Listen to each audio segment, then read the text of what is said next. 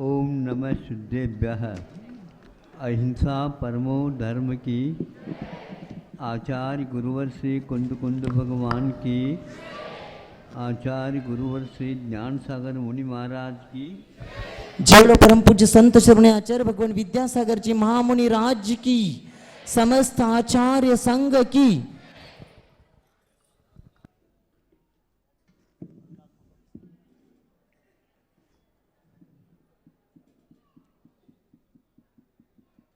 वैसे क्रम के अनुसार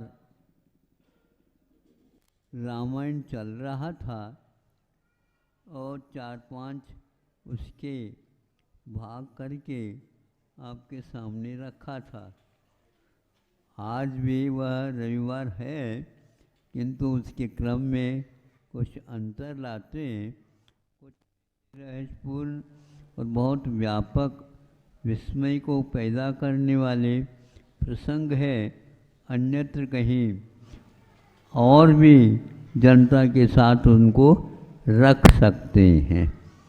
आज आप लोगों के लिए कुछ शास्त्र के में क्या क्या रहस्य भरा हुआ है, रहस्य तो आप जानते होंगे, किंतु विस्मय होता है उन प्रसंगों में, और कितनी दृढ़ता के साथ वो लोग पालन करते थे।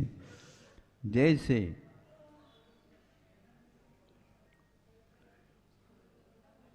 एक मुनि महाराज हैं,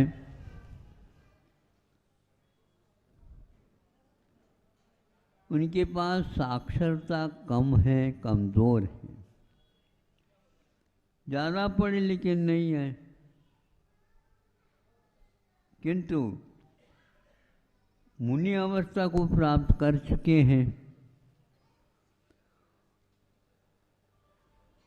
और यूँ कहना चाहिए सुस्वर और दुस्वर दो प्रकृतियां हैं नाम कर्म संबंधी, जिनके वचनों में मिठास रहता है और उस उच्चारण को सुनने से एक बार और सुन ले तो अच्छा होता है, मन भरा नहीं, ऐसा लगता है। और उनके लिए सुस्वर नाम कर्म का उदय न हो करके दुस्वर नाम कर्म का उदय है, मान लो, वह मोक्ष मार्ग में कोई बाधक नहीं होता, लेकिन फिर भी जो पढ़े लिखे होते हैं वो तो यही अनुमान लगा लेते हैं, कुछ आता तो है नहीं, मुनि बन गए। किंतु आस्था का विषय क्या है ये देखना है, तो वह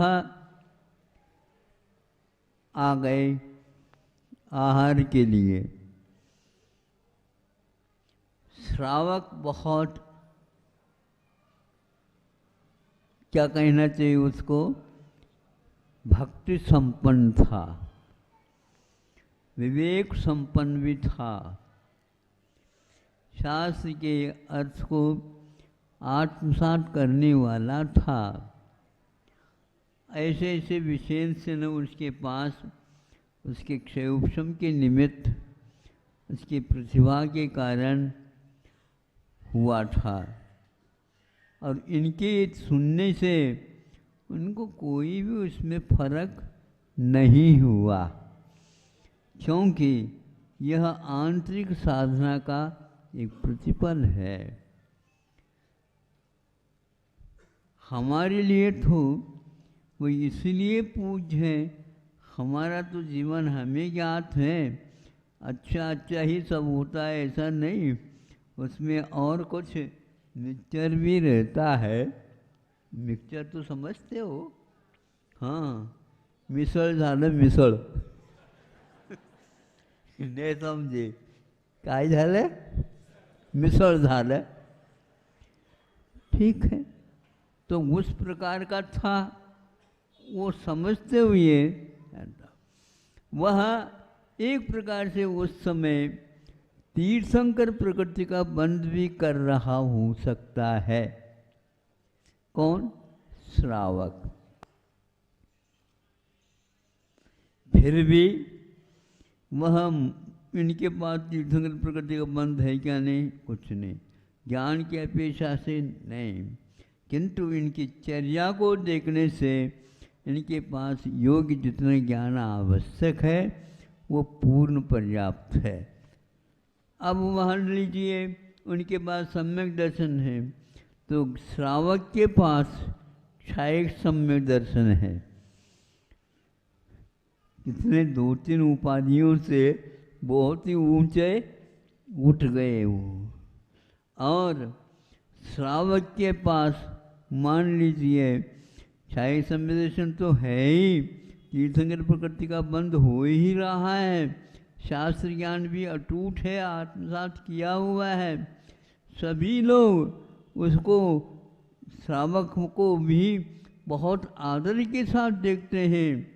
और यदि मान लो उनके पास दीर्घ संगणन है और मुनि महाराज के पास दीर्घ संगणन भी नहीं है, और क्या चाहिए? रूप भी उनका तो कामदेव जैसे श्रावक का है, और मुनि महाराज का रूप भी मतलब काम चलाऊ है। हाँ, अब ये इतनी तुलना की अपेक्षा से बहुत ही फर्क पड़ रहा है। फर्क तो ऊपर से है, भीतर से हम कहना चाह रहे हैं असंख्यात गुणी निर्जरा श्रावक की हो रही है, क्षायिक सम्यक दर्शन भी है, तीर्थंकर प्रकृति का बंध भी कर रहा है, वज्र से नाराज संगणन भी है, आदि आदि सब कुछ है। और मान लीजिए बता दो मोक्षगामी जीव है, कौन? श्रावक, और इनको अभी कोई पता है ही नहीं। अब क्या करें? अरे हमें तो अभी भी मिलने वाला है केवल ज्ञान, मिलने वाला है, लेकिन इसके भक्ति करने से ही मिलने वाला है, ध्यान रखो। यदि इसमें कमी करोगे तो पक्का है वह नीचे गिरेगा। लेकिन वह संभाल करके रहता था। आज जो मैं कर रहा हूँ इसको अच्छी भूमि में इसका वपन करूँ तो मेरे लिए आगे का द्वार अच्छे ढंग से खुल जाएगा, नहीं है तो यह सब विचित्रता कर्म के क्षय उपशम के ऊपर आधारित है। आगे और क्या चाहिए? उसके पास विक्रिया भी है। किनके पास? श्रावकों के पास कहा गया है विक्रिया हो सकती है, तो उसके पास विक्रिया से वृद्धि भी है। या और हो गया। अब मान लीजिए, मानो क्यों, उसी जीवन से उन्हें तीर्थंकर प्रकृति की उदीर्णा भी होने वाली है। अब क्या करना चाहो? एकदम ऐसे नहीं विजय के लिए चले जाओ, नहीं जा सकते। अब यहीं पर आपको रहना पड़ेगा, अथवा जिस क्षेत्र में है वहीं पर रह जाए, तीर्थंकर ही बनना है, समोसन की रचना होना है। और उसमें उस समय सर, इस समय सर की रचना में एक प्रकार से ये महाराज जी भी पहुंचेंगे। कितना अंतर हो गया? बहुत ही महाराज, इतना अंतर हो गया। तो और दूसरा कोई होता, कोई हाँ महाराज जी हाँ यहीं पर बैठ जाओ, मैं दूसरे काम के लिए, हो नहीं सकता। अब आहार हो गया और उस श्रावक के कारण देव आ गए और उसके आंगन में नृत्य करने लगे, तांडव नृत्य। और धन्य है ऐसे श्रावक जिनमें मुनि महाराज का आहार हो रहा है। ये सब हो रहा है विचित्र, इसमें इनका कोई काम नहीं आ रहा है, लेकिन इनके कारण ही ये सब देखने को उपलब्ध हो रहा है। उनको कभी भी अभिमान छूटा नहीं था। मुनि महाराज जी के मन में आ जाए कि भैया हमारे ये योग्य में हूँ क्या नहीं, मन में आ सकता है।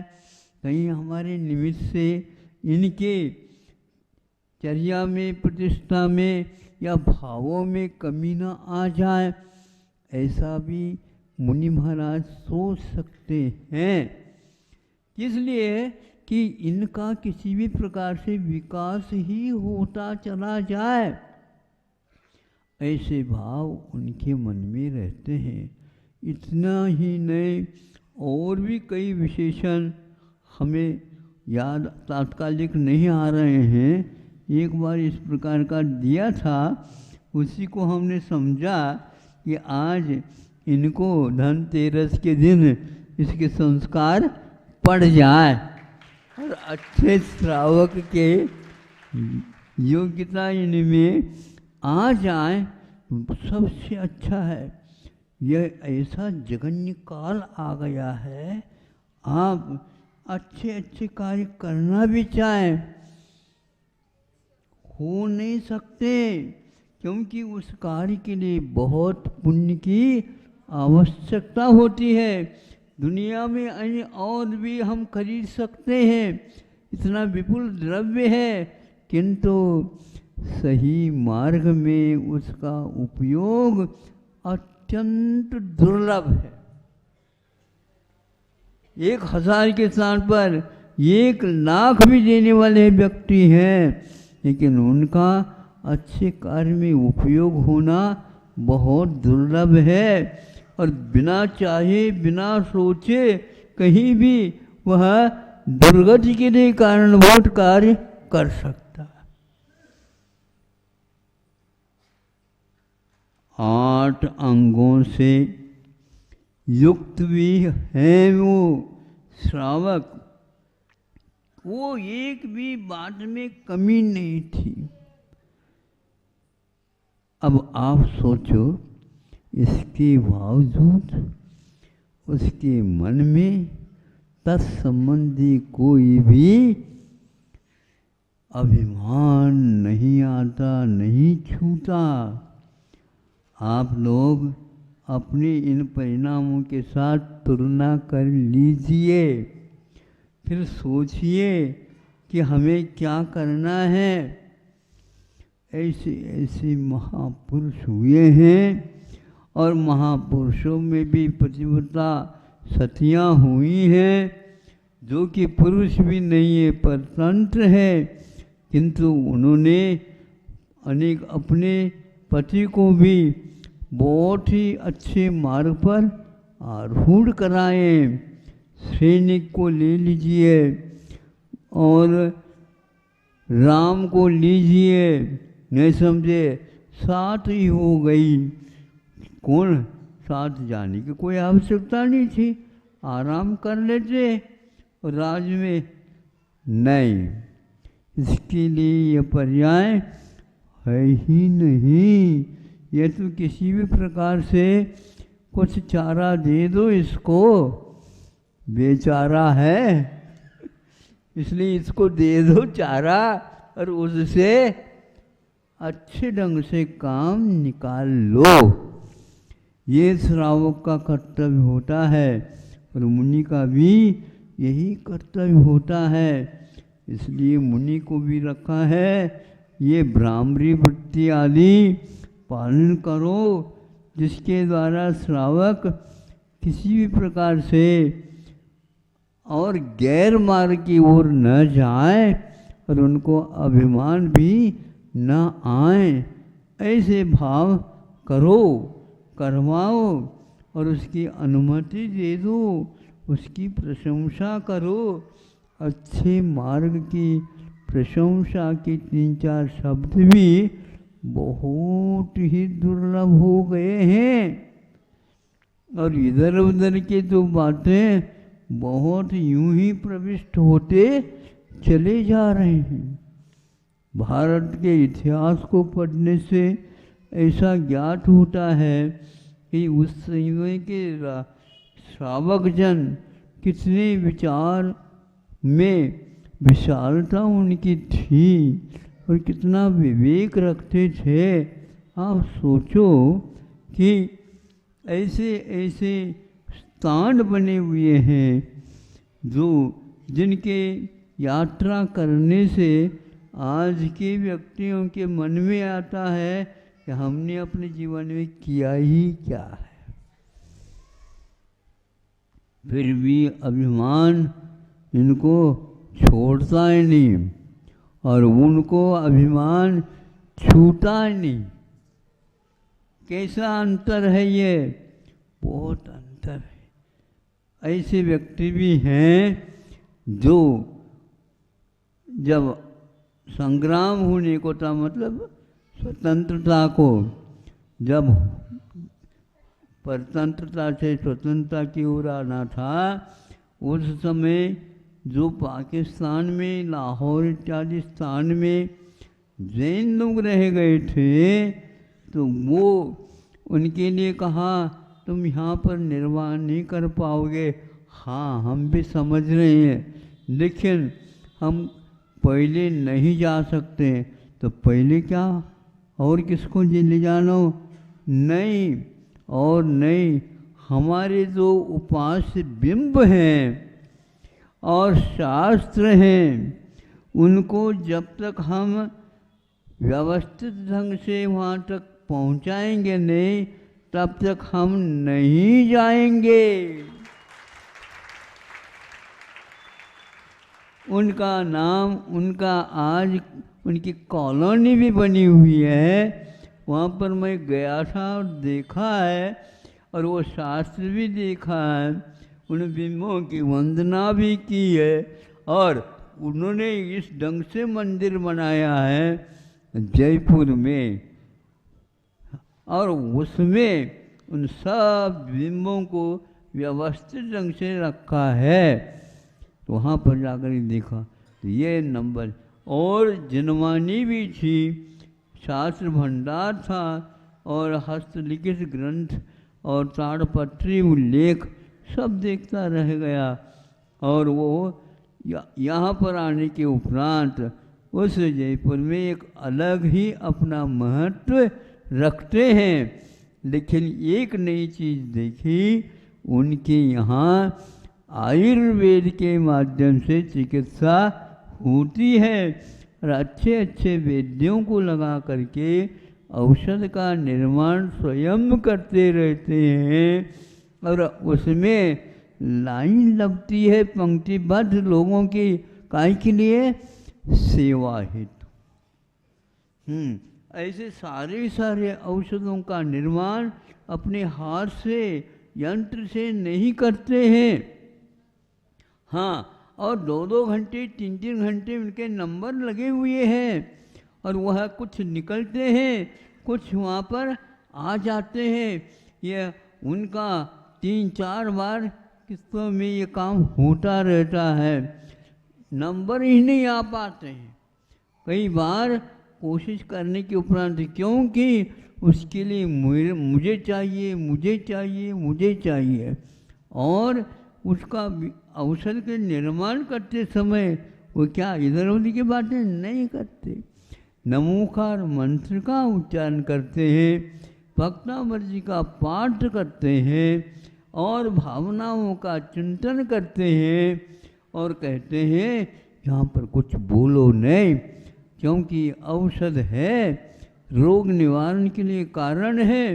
इसके माध्यम से सारे सारे बड़े बड़े रोग भी ठीक हो सकते होते हैं।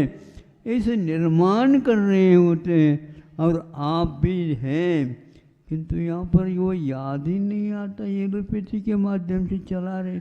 आज 50 वर्ष पूर्व में मैंने उसको देखा था, उस समय ये काम होता था।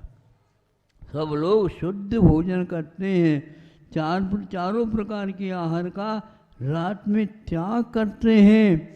आप लोगों के लिए कह दें तो भग जाएं आप, इसलिए एकदम नहीं कह पाता मैं, लेकिन फिर भी घुमा करके कह देता हूँ। तो कुछ लोग ले लेते हैं, तो उसके कारण हमारे पास दूसरे दिन और लोग ग्राहक आ जाते हैं। ग्राहकों को बनाने के भी तो बहुत विशेष ढंग होता है, उसको भी सीख लो। इसमें बहुत बैठे बैठे ही आपकी कमाई हो जाएगी। 6 व्यक्तियों को आप इस प्रकार बनाओगे तो एक व्यक्ति का लाभ आपको पक्का।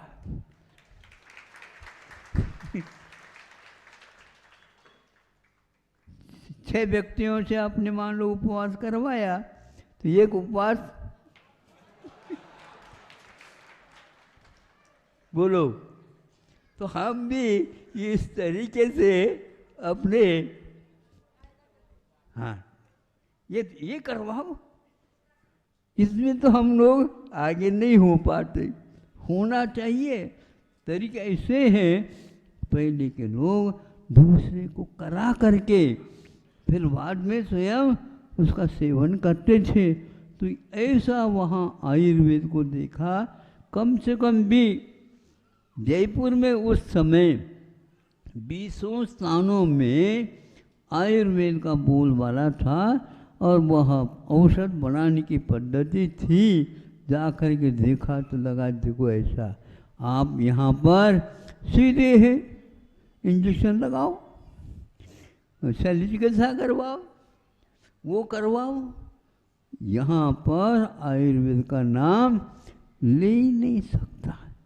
इसलिए आप शुद्ध भोजन के साथ साथ शुद्ध औषध निर्माण करने का भी उपक्रम इतिहास पढ़ करके करना चाहिए और सब बच्चों को इसको प्रेरणा दे देना चाहिए, ताकि आगे के जीवन में आपको, क्योंकि व्रत तो ले लेते हैं किंतु वृत्ति यदि मान लो कोई रोग से ग्रसित हो जाता है तो उसके लिए कहीं भी दवाई शुद्ध मिलती नहीं है, फिर कहाँ जाना पड़ेगा।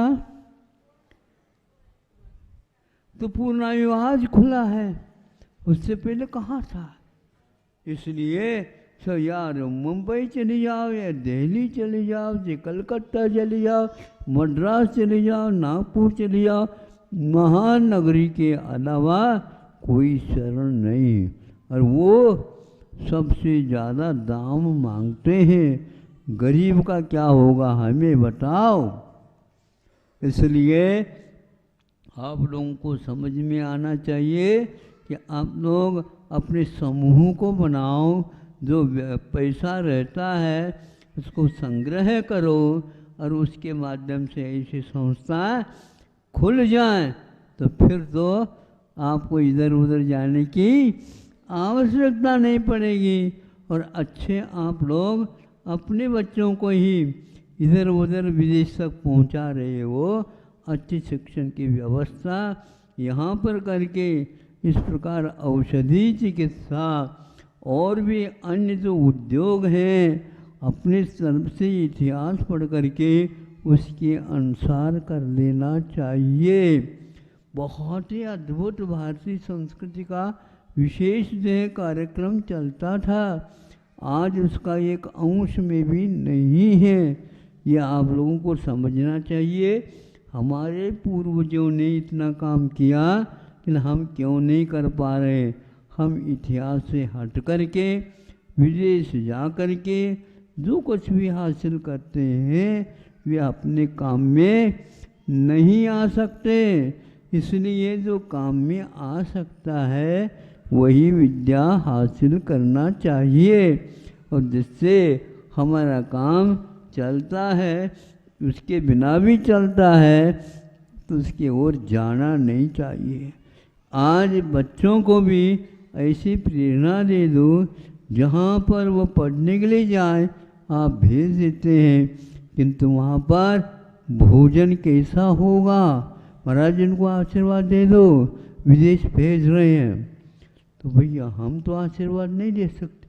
ये कैसे महाराज आप, हाँ जो आया है उसके लिए नमस्ते भी कर रहा है, तो अपने स्वार्थ के लिए कर रहा है वो।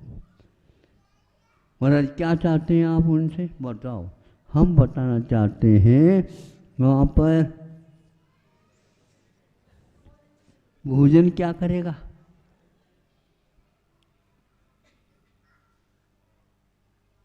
आप कोई घर के मेंबर जा रहे हो क्या, नहीं जा रहे तो वहाँ भोजन क्या करेगा? छात्रावास है महाराज। छात्रों में हमने अध्ययन किया, पूछताछ करने से ज्ञात हुआ दोनों चलते हैं। दोनों का क्या? शाकाहार का नाम बाद में, मांसाहार पहले। ये स्थिति है महाराज। बाद में सब प्रायश्चित वगैरह दे दो, सब ठीक हो जाएगा। अभी तो पढ़ने लिखने का समय है, अभी पढ़ने लिखने के समय पर ही आपको बचाना है। इस बच्चे का निर्वाह आगे भविष्य में कैसे कराओगे आप बताओ? इसलिए उस शिक्षण को आप प्राप्त करो जिसमें इस प्रकार का मांसाहार की ओर जाना पड़े। नहीं है तो बच्चों को जिस प्रकार उसने अच्छे अच्छे ग्रंथों को देख लिया, विज्ञान के ग्रंथों को, उसी प्रकार पाक शास्त्र भी सिखा दो। हाँ, घर में माँ है और वो सिखा दे, 1 महीने 2 महीने में सीख लेगा। हाँ, और सीख लेगा तो स्वतंत्र बना करके खा लेगा जैसे चाहे उसके अनुसार। लेकिन आप सिखाते नहीं, महाराज बनाना नहीं आएगा उसको। कैसे नहीं आएगा? आपको कैसे आ गए बताओ? तुम कितने पढ़े लिखे बताओ मुझे? हाँ, बिना पढ़े भी बहुत अच्छे ढंग से वो बनाते हैं और इन लोगों को खिला देते हैं। ऐसा होने से बहुत कुछ लोगों के ऊपर प्रभाव पड़ा। नहीं है तो जहाँ पर बनता है एक का मांसाहार का अलग बने और शाकाहार का अलग आप रखिए तो हम आशीर्वाद देने के लिए तैयार हैं। तो इससे उन लोगों को लगा कि नहीं, महाराज जी का आशीर्वाद तो है लेकिन ये अलग होना चाहिए। हो रहा बताते हैं। अब तो अपने आप ही और आगे बढ़ने वाला है, क्योंकि शासन ही जब अहिंसक होता है तो फिर सब वहाँ पर ऐसे शासन के व्यक्तियों से आप अपना संबंध रखो और उनका आदर करो तो निश्चित रूप से आपका कार्य हो जाएगा। ऐसे पूर्वजों ने कार्य करके इतिहास को रचा है अथवा इतिहास को बचाया है। उसी प्रकार आपको को कर लेना चाहिए। बहुत सारे बच्चे क्या, सबसे ज़्यादा जैन समाज के बच्चे ही प्रत्येक विषयों में निष्णात हैं। किंतु योग की बात है, यहाँ पर यहाँ का जो पढ़ेंगे इत्यादि करेंगे विदेश में जा कर के रहेंगे और वहीं के नागरिक बनेंगे। अब उनको भारत के कहेंगे क्या विदेशी कहेंगे? यूँ कहना चाहिए वो परदेशी हैं। नहीं समझे? परदेश का क्या होता से बताओ? बैकवर्ड। हाँ, ये परदेशी है, इसको कोई रखने वाला कोई है ही नहीं, अनाथ है। नहीं, उनको स्वदेश का परिचय कराओ और इस प्रकार उसको समर्पित करवाओ जिसके द्वारा अनेकों का सुधार वह कर सके और अनेकों के जीवन में परिवर्तन ला सके और देश का भी नाम किया जा सके।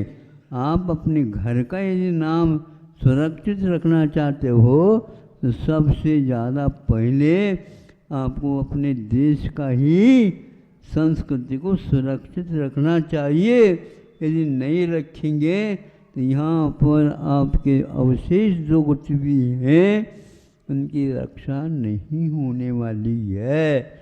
इसलिए बच्चों को देश की उन्नति के बारे में, संस्कृति की रक्षा के बारे में तज्ञ बनाने का कर्तव्य आप सब लोगों का है। समय आपका हो गया है, इतना ही पर्याप्त। क्योंकि पहले अच्छे ढंग से आज व्यस्त हैं लोग, आए तो हैं, नहीं समझे हैं? हाँ महाराज, धनतेरस इसका नाम ही है। आज तेरस है लेकिन धन है, पहले धनतेरस है, तो कोई बात नहीं, धन भी चाहिए, लेकिन कैसा धन चाहिए? दान के हिस्सा को पहले बनाओ।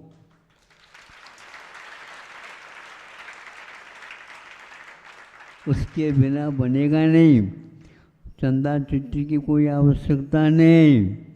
और मान लीजिए आप 50 लाख कमाते हैं, 10% यदि मान लो आप निकालते हैं तो 5 लाख हो गया।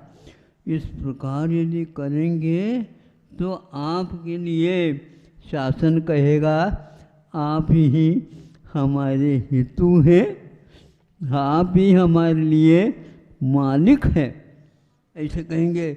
क्योंकि ये सारा का सारा हमारे पास आकर के एकत्रित हो जाएगा।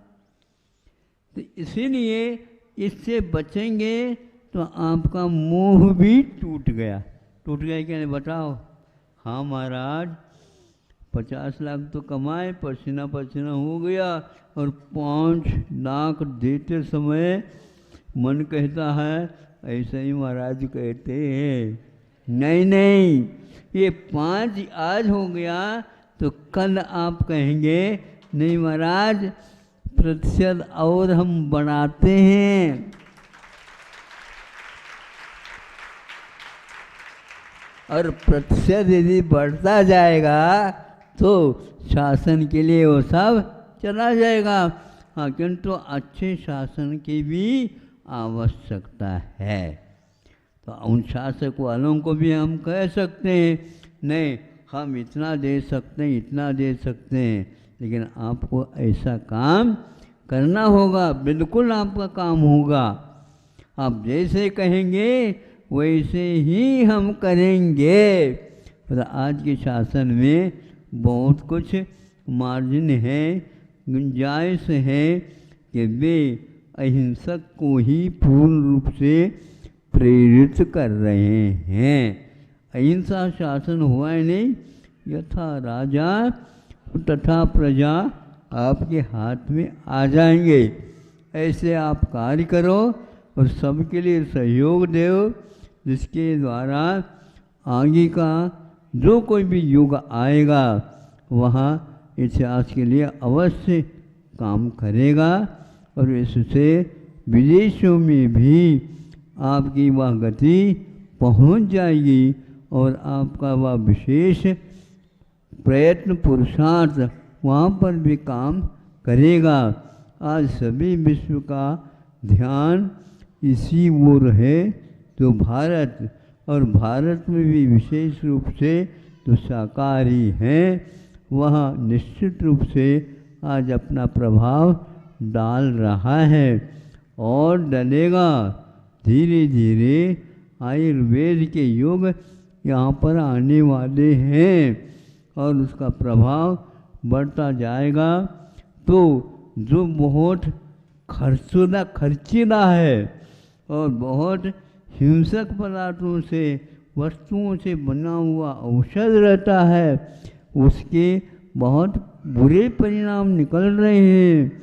उनको छोड़ करके अच्छे परिणाम की ओर आज का युग मुड़ रहा है। उसके लिए भी आप लोगों को सहयोग अवश्य देना चाहिए, इतना पर्याप्त है। अहिंसा परमो धर्म की जय। जय परम पूज्य संत श्रवणाचार्य भगवान विद्यासागर जी महामणि राज्य की, समस्त आचार्य संघ की। प्रभु देव तुम्हारे पवित्र मुख से निसृत जो शीतलवाणी, जग में जन के मल को धोती अत काती जिनवाणी। जयवंतो माँ जग में तब तक जब तक सूरज चांद रहे, शीश नवाते कर्म हरो माँ अब तक हम विषयांद रहे। अब हम ना विषयांदर ही कहे सर